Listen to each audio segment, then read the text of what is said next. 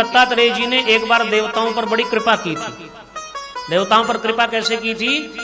देवताओं को और असुरों का महाभयंकर संग्राम हुआ। देवताओं की तरफ से जो आगे लड़ रहे थे वो देवराज इंद्र थे, असुरों की तरफ से जो आगे लड़ रहे थे वो थे जंब, असुरपति जंब। बड़ा भयंकर युद्ध हुआ।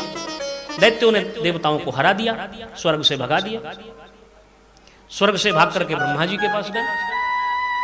ब्रह्मा जी ने कहा तुमको एक ही बचा सकते हैं। कौन? बोले मुनि दत्तात्रेय। उनके आश्रम में चले जाओ, कृपा करेंगे।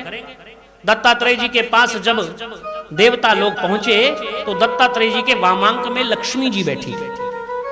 लक्ष्मी जी बैठी थी तो देवताओं ने जाकर के प्रार्थना की और सब अपनी आप बीती सुनाई। महाराज देवताओं और दैत्यों का संग्राम हुआ, दैत्यों ने हमें हराया, भगा दिया स्वर्ग से, क्या करें? कोई ऐसा उपाय हो जिससे असुर परास्त हो जाएं और हमें स्वर्ग फिर से मिल जाए। सो महाराज दत्तात्रेय जी कहने लगे भाई किसी और के पास जाओ, तुम्हारी समस्या का समाधान तो कोई समर्थवान पुरुष कर सकता है।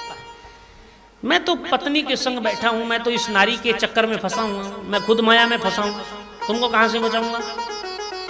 मैं तो माया में फंसा बैठा हूं। माया में फंसे हुए व्यक्ति से तुम रक्षा की उम्मीद करते हो, आशा रखते हो, ये ठीक नहीं है, किसी और के पास जाओ। देवताओं ने प्रार्थना की महाराज ये तो माया है ना, आप मायापति हैं, ये ऐसी माया है जिस माया में कोई दोष नहीं है, ये दोष रहित माया है।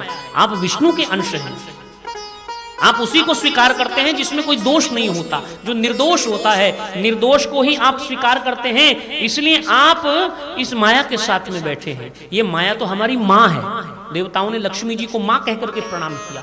माँ कहकर के प्रणाम किया तो दत्तात्रेय जी प्रसन्न हो गए। तुम हमारे स्वरूप को जान गए, एक काम करो, असुरों को युद्ध के लिए ललकार करके मेरे सामने लाओ, यहीं पर उनका मान मर्दन होगा, यहीं पर उनकी मृत्यु होगी और यहीं से तुम्हें तुम्हारा स्वर्ग मिलेगा। देवताओं ने दत्तात्रेय जी की आज्ञा पा करके जाकर के दैत्यों को ललकार दिया।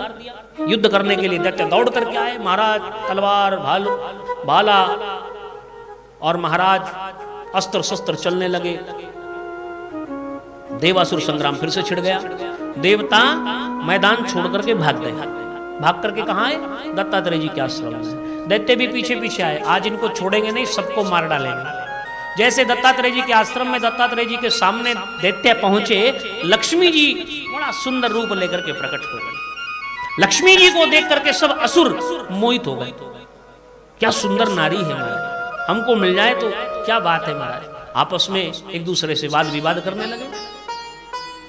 असुरों ने कहा ठीक है, इस नारी को उठा करके ले चलो,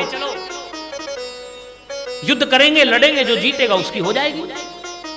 पालकी में बिठा करके लक्ष्मी जी को असुरों ने जैसे उठाया, असुर उठा करके लक्ष्मी जी को चलने लगे तो लक्ष्मी जी उनके सिर पर बैठी थी। दत्तात्रेय जी ने देवताओं से कहा कि महाराज अब इनके हाथ खाली हैं, ये निहत्ते हैं, इनके हाथ में कोई अस्त्र शस्त्र नहीं है और लक्ष्मी देवी इनके सिर पर चढ़ी बैठी है, इसलिए जाकर के युद्ध करो, इनको मारो। देवताओं ने जाकर के युद्ध किया और महाराज युद्ध छोड़ने से, लक्ष्मी को सिर पर धारण करने से दैत्यों का तेज चला गया था, उनका बल चला गया था। देवताओं ने दैत्यों का संहार किया और स्वर्ग पर फिर से देवताओं का आधिपत्य हो गया। लक्ष्मी जब सिर पर चढ़ जाती है ना महाराज तो तेज चला जाता है, धन ज्यादा बढ़ जाता है ना महाराज। लक्ष्मी जब सिर पर चढ़ जाए माने धन बढ़ जाए, पैसा अधिक हो जाए, बुद्धि भ्रमित हो जाती है महाराज। और बुद्धि जब भ्रमित होती है तो फिर विनाश हो जाता है। इसलिए धन कितना भी हो पर बुद्धि को मलिन मत होने दो, बुद्धि को भ्रमित मत होने दो, बुद्धि को बिगड़ने मत दो महाराज। बुद्धि को ठीक करके रखना चाहिए। बोलिए भक्तवत्सल भगवान की जय।